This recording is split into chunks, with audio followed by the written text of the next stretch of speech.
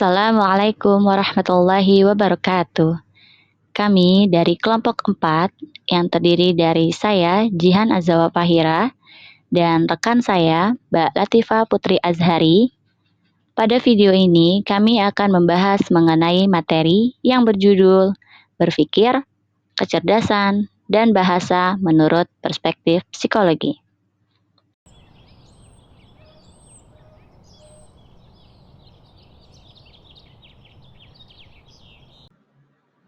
Pendahuluan.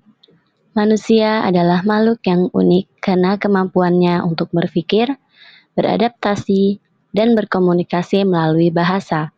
Dalam psikologi, konsep berpikir, kecerdasan, dan bahasa merupakan 3 pilar penting yang saling berkaitan dalam memahami kompleksitas kognisi manusia. Ketiga hal ini tidak berdiri sendiri, melainkan saling mempengaruhi dalam perkembangan kognitif seseorang. Berpikir bergantung pada kemampuan seseorang untuk memahami dan mengorganisasikan informasi, sementara kecerdasan mempengaruhi sejauh mana individu dapat menggunakan informasi tersebut secara efisien. Di sisi lain, bahasa tidak hanya berfungsi sebagai sarana komunikasi, tetapi juga memfasilitasi proses berpikir dan pengembangan kecerdasan. Selanjutnya, berpikir dalam perspektif psikologi. Berpikir dalam perspektif psikologi mencakup berbagai aspek yang berkaitan dengan proses kognitif dan bagaimana manusia memanipulasi informasi untuk mencapai tujuan tertentu. Dalam konteks ini, berpikir dapat dipahami sebagai proses yang melibatkan beberapa fungsi kognitif, termasuk generalisasi, asosiasi, efisiensi, dan reaksi terhadap informasi. Berpikir adalah sebuah aktivitas mental yang melibatkan manipulasi informasi. Ada beberapa fungsi utama dari berpikir. Yang pertama, generalisasi, yaitu mengidentifikasi pola atau karakteristik umum dari objek atau kejadian. Yang kedua, asosiasi. Asosiasi adalah menghubungkan dan membandingkan informasi yang ada. Berpikir menurut perspektif psikologi Islam. Dalam psikologi Islam, berpikir merupakan pendayagunaan akal sebagai alat untuk mencapai hakikat manusia itu sendiri. Kedudukan akal di dalam Islam sangat identik dengan kegiatan berpikir. Kegiatan berpikir ini memiliki tendensi psikologi untuk membuat manusia yang utuh dalam konteks Islam. Berpikir dianggap sebagai fitrah manusia yang inheren atau sudah melekat. Konsep berpikir kritis dalam Islam ditekankan melalui berbagai ayat Al-Quran yang mendorong umat untuk menggunakan akal dan pikirannya. Beberapa istilah penting dalam konteks ini termasuk yang pertama, tafakkur atau berpikir mendalam. Yang kedua, ta'akul atau memahami dengan akal. Yang ketiga, tadabbur atau merenungkan makna di balik sesuatu. Jadi, berpikir dalam perspektif ini tidak hanya bersifat mekanistik tetapi juga melibatkan pemahaman mendalam tentang realitas dan konteks kehidupan, sehingga menghasilkan pemikiran yang lebih kritis dan reflektif. Selanjutnya adalah jenis-jenis berpikir. Yang pertama ada berpikir kritis atau critical thinking.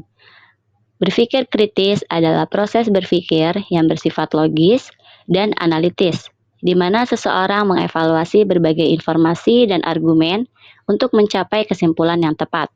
Yang kedua adalah berpikir divergent dan convergent. Berpikir divergent menghasilkan banyak solusi kreatif untuk satu masalah, sedangkan berpikir convergent fokus pada menemukan satu solusi yang benar. Yang ketiga adalah berpikir abstrak dan konkret. Berpikir abstrak melibatkan gagasan yang tidak terlihat secara fisik, seperti konsep keadilan. Sedangkan berpikir konkret terkait dengan objek yang dapat diamati secara langsung. Selanjutnya, teori berpikir. Yang pertama ada teori Piaget, menurut Jean Piaget. Perkembangan berpikir manusia melalui beberapa tahap, mulai dari berpikir sensori motorik di masa bayi hingga berpikir operasional formal yang memungkinkan individu untuk berpikir logis dan abstrak di masa remaja dan dewasa. Yang kedua, teori Vygotsky. Lev Vygotsky berpendapat bahwa berpikir berkembang melalui interaksi sosial dan bahwa bahasa memainkan peran penting dalam perkembangan kognitif. Selanjutnya kita masuk ke pembahasan kecerdasan. Kecerdasan secara umum diartikan sebagai kemampuan mental individu untuk merespons dan menyelesaikan masalah. Terdapat 3 faktor utama yang sering dikaitkan dengan kecerdasan, yaitu yang pertama, judgment atau penilaian. Yang kedua, comprehension atau pengertian. Dan yang ketiga, reasoning atau penalaran. Kecerdasan menurut perspektif psikologi. Kecerdasan dalam perspektif psikologi merupakan topik yang kompleks dan beragam, dengan banyak teori yang berusaha menjelaskan berbagai aspek dari kemampuan mental manusia. Para psikolog memiliki berbagai pandangan tentang bagaimana kecerdasan didefinisikan dan diukur. Selanjutnya, jenis-jenis kecerdasan. Berbagai teori telah dikembangkan untuk memahami kecerdasan. Di antaranya, yang pertama, Charles Spearman, seorang psikolog Inggris, memperkenalkan teori two factor atau teori 2 faktor tentang kecerdasan pada awal abad ke-20. Teori ini merupakan salah satu kontribusi awal dalam psikologi yang mencoba memahami kecerdasan sebagai satu entitas yang terukur secara ilmiah. Menurut Spearman, kecerdasan terdiri dari 2 komponen utama. Yang pertama, faktor umum atau G-factor. Ini adalah faktor kecerdasan yang mendasari semua bentuk kemampuan kognitif. Spearman menganggap G-factor sebagai inti dari kecerdasan yang mempengaruhi performa seseorang di berbagai jenis tugas mental dan kognitif. Contohnya, jika seseorang unggul dalam matematika, mereka juga cenderung memiliki performa yang baik dalam bahasa atau logika, karena kemampuan umum yang dimiliki. Spearman menyatakan bahwa G-factor adalah kemampuan yang melekat dan tidak dapat dipelajari, meskipun hasil kognitif dapat dipengaruhi oleh pendidikan dan pengalaman. Faktor yang kedua adalah faktor khusus atau specific factor. Selain G-factor, Spearman juga mengusulkan adanya S-factor, yaitu kemampuan khusus yang hanya relevan untuk tugas-tugas tertentu. S-factor adalah kemampuan yang terbatas pada aktivitas spesifik, seperti kemampuan membaca cepat, keterampilan aritmatika, atau kemampuan musik. Spearman berpendapat bahwa meskipun seseorang mungkin memiliki G yang tinggi, mereka mungkin memiliki tingkat kemampuan yang berbeda dalam bidang spesifik, atau S-factor. Selanjutnya, teori yang kedua menurut Howard Gardner, mengusulkan teori multiple intelligences pada tahun 1983, yang menyatakan bahwa kecerdasan tidak bisa diukur hanya dengan satu tes IQ, tetapi terdapat banyak jenis kecerdasan. Gardner mengidentifikasikan 8 kecerdasan yang berbeda.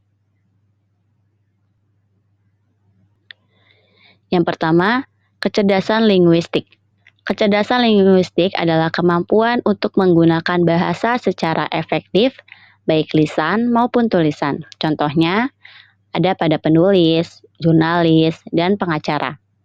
Yang kedua, kecerdasan logika matematika atau logis matematis. Kemampuan berpikir logis dan memahami hubungan numerik serta pemecahan masalah matematis. Contohnya ada pada ilmuwan, insinyur, dan ahli matematika. Yang ketiga, kecerdasan spasial. Kecerdasan ini memiliki kemampuan untuk berpikir dalam gambar dan ruang 3 dimensi. Contohnya ada pada arsitek, pelukis, dan desainer. Kecerdasan yang keempat adalah kecerdasan kinestetik tubuh. Kecerdasan ini memiliki kemampuan untuk mengontrol gerakan tubuh dan menggunakan keterampilan fisik. Contohnya atlet, penari, aktor, dan yang lainnya.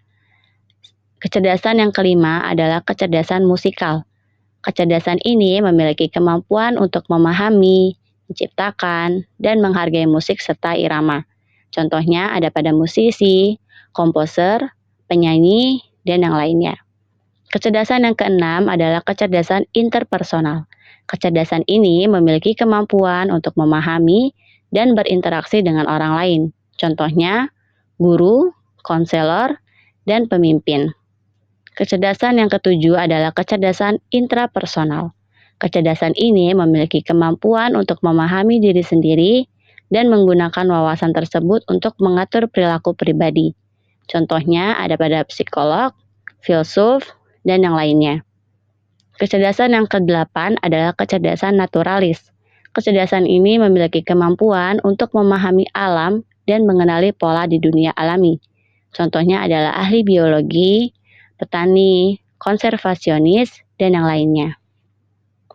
Kecerdasan triarkis atau Triarkis Theory of Intelligence. Teori ini dikembangkan oleh Robert Sternberg yang membagi kecerdasan menjadi 3 jenis utama. Pertama, kecerdasan analitis. Kemampuan untuk menganalisis, mengevaluasi, membandingkan, dan memecahkan masalah ini adalah kecerdasan yang sering diuji dalam tes IQ. Kedua, kecerdasan kreatif. Kemampuan untuk beradaptasi dengan situasi baru dan menghasilkan ide-ide inovatif dan kreatif. Ketiga, kecerdasan praktis. Kemampuan untuk beradaptasi dengan lingkungan sehari-hari seperti kemampuan untuk menggunakan keterampilan praktis dalam situasi nyata. Kecerdasan emosional atau emotional intelligence. Daniel Goleman memperkenalkan konsep kecerdasan emosional atau EI, yaitu kemampuan seseorang untuk mengenali, memahami, mengelola, dan menggunakan emosi dengan cara yang positif dan efektif. Kecerdasan emosional melibatkan 4 dimensi utama. Yang pertama, kesadaran diri, yaitu kemampuan untuk mengenali dan memahami emosi diri sendiri. Yang kedua, pengelolaan diri, kemampuan untuk mengelola emosi termasuk kemampuan untuk tetap tenang di bawah tekanan. Yang ketiga, kesadaran sosial, yaitu kemampuan untuk memahami emosi orang lain dan berempati. Yang terakhir, manajemen hubungan, yaitu kemampuan untuk mengelola hubungan interpersonal secara efektif. Kecerdasan fluida dan kristal atau Fluid and Crystallized Intelligence.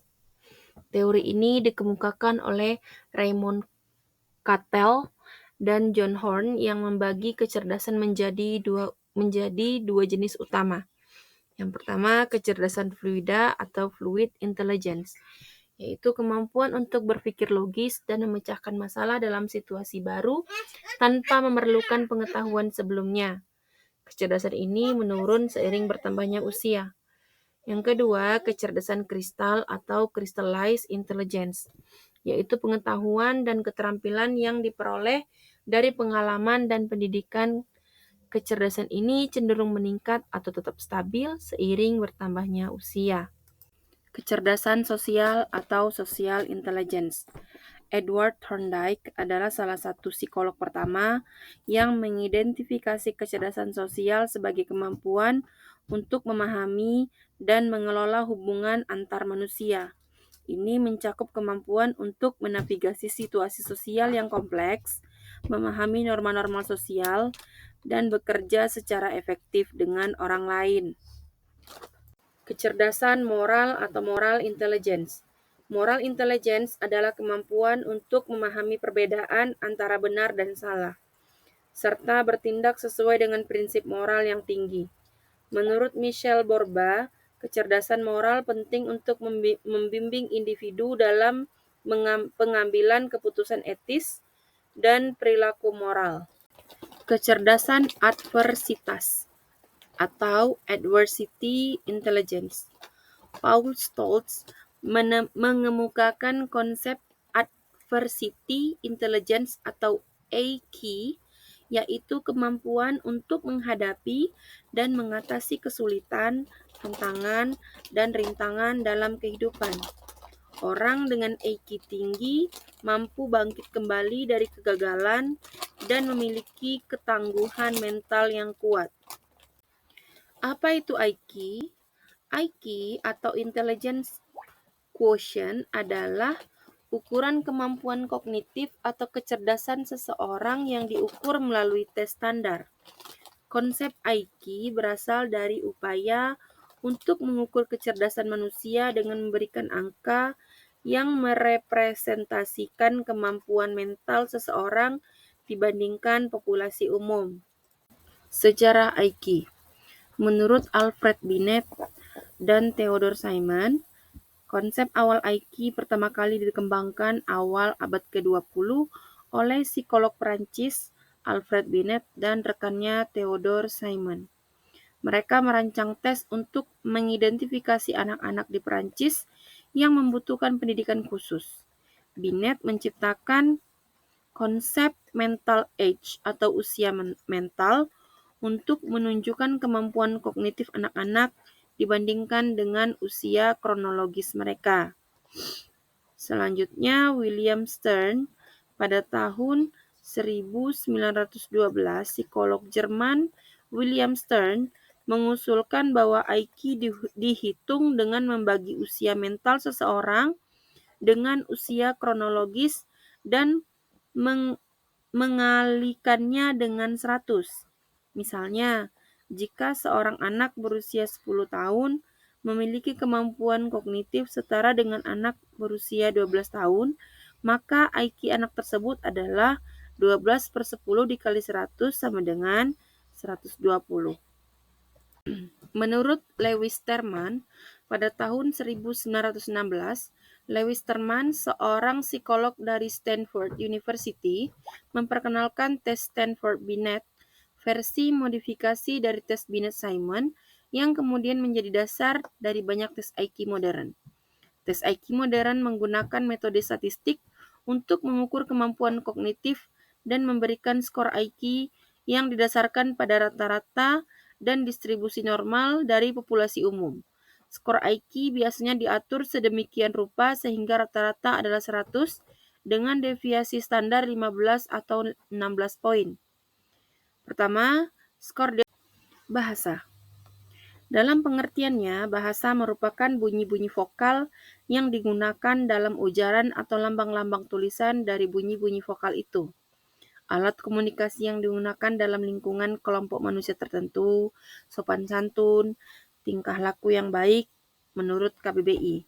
Sedangkan bagi linguistik, ilmu yang khusus mempelajari bahasa, yang dimaksud dengan bahasa ialah suatu sistem tanda bunyi yang disepakati untuk digunakan oleh anggota kelompok masyarakat tertentu dalam bekerja sama, berkomunikasi, dan mengidentifikasikan diri. Pada perspektif psikologi, bahasa dan berbahasa merupakan dua hal yang berbeda, namun saling terkait. Bahasa secara umum adalah alat verbal yang digunakan untuk berkomunikasi, sedangkan berbahasa adalah proses penyampaian informasi menggunakan bahasa tersebut. Dalam perspektif psikologi, bahasa dan berbahasa dikaji dalam cabang ilmu psikolinguistik. Psikolinguistik adalah disiplin ilmu yang menggabungkan psikologi dan linguistik untuk mempelajari bagaimana manusia memperoleh, menggunakan, dan memahami bahasa. Kajian ini berfokus pada faktor-faktor psikologis dan neurobiologis yang terlibat dalam proses berbahasa, serta hubungan antara bahasa dan otak. Istilah psikolinguistik pertama kali digunakan secara formal pada tahun 1954 oleh Charles E. Osgood dan Thomas E. Sebuck. Istilah sebelumnya, kajian ini dikenal dengan istilah psikologi bahasa. Psikolinguistik telah berkembang dari pendekatan behaviorisme ke studi yang lebih mendalami mengenai proses mental dalam berbahasa. Secara umum, psikolinguistik bertujuan untuk memahami bagaimana manusia memproduksi dan memahami bahasa, serta bagaimana proses tersebut dipengaruhi oleh kondisi psikologis. Ruang lingkup psikolinguistik. Psikolinguistik mencakup beberapa topik utama. Yang pertama, komprehensi, yaitu proses mental yang memungkinkan individu memahami perkataan orang lain. Yang kedua, produksi, yaitu proses mental yang terlibat saat seseorang menghasilkan ucapan. Yang ketiga, landasan biologis dan neurologis, yaitu aspek-aspek yang menjelaskan bagaimana otak mendukung kemampuan berbahasa. Yang selanjutnya, perolehan bahasa. proses di mana anak-anak belajar bahasa. Selanjutnya, subdisiplin psikolinguistik. Disiplin ini berkembang menjadi beberapa subdisiplin antara lain psikolinguistik teoretis, yaitu mempelajari teori-teori bahasa. Yang kedua, psikolinguistik perkembangan, yaitu fokus pada penguasaan bahasa pada anak-anak. Yang ketiga, psikolinguistik sosial, yaitu meneliti interaksi bahasa dalam konteks sosial. Keempat, psikolinguistik pendidikan, menerapkan temuan psikolinguistik dalam pendidikan. Terakhir, neuropsikolinguistik, yaitu mengkaji hubungan antara proses neurologis dan bahasa. Pemerolehan bahasa. Teori nativis dari Noam Chomsky. Menurut Chomsky, manusia dilahirkan dengan kemampuan bawaan untuk belajar bahasa yang disebut dengan Language Acquisition Device atau LAD. Ini menjelaskan mengapa anak-anak mampu mempelajari bahasa dengan cepat meskipun dengan exposure yang terbatas. Yang kedua, teori pembelajaran atau behaviorisme. Menurut teori ini, bahasa diperoleh melalui penguatan dan peniruan, di mana anak-anak belajar berbicara dengan meniru orang dewasa di sekitarnya. Yang ketiga, teori interaksionis dari Lev Vygotsky. Vygotsky percaya bahwa bahasa berkembang melalui interaksi sosial dan menjadi alat utama untuk berpikir dan memecahkan masalah. Hubungan antara berpikir, kecerdasan, dan bahasa. Berpikir, kecerdasan, dan bahasa saling terkait erat dalam psikologi. Bahasa adalah alat utama yang digunakan untuk menyusun pikiran dan berkomunikasi. Sementara kecerdasan adalah kemampuan untuk menggunakan bahasa dan pikiran secara efisien untuk menyelesaikan masalah dan memahami dunia. Berpikir kritis membutuhkan kecerdasan yang memungkinkan seseorang untuk memahami dan menganalisis informasi, serta menggunakan bahasa untuk mengekspresikan solusi atau pemikiran mereka. Kesimpulan, berpikir, kecerdasan, dan bahasa adalah 3 konsep utama yang mendefinisikan fungsi kognitif manusia. Pemahaman mendalam tentang ketiga konsep ini membantu kita memahami bagaimana berinteraksi dengan dunia, memecahkan masalah, dan berkomunikasi secara efektif. Teori-teori yang dikemukakan oleh Piaget, Chomsky, Gardner, dan para psikologi lainnya memberikan kerangka kerja untuk mempelajari dan mengembangkan aspek-aspek penting dari kognisi manusia ini. Demikian video presentasi dari kami. Semoga video presentasi ini menarik dan informatif. Kurang lebihnya mohon maaf. Wassalamualaikum warahmatullahi wabarakatuh.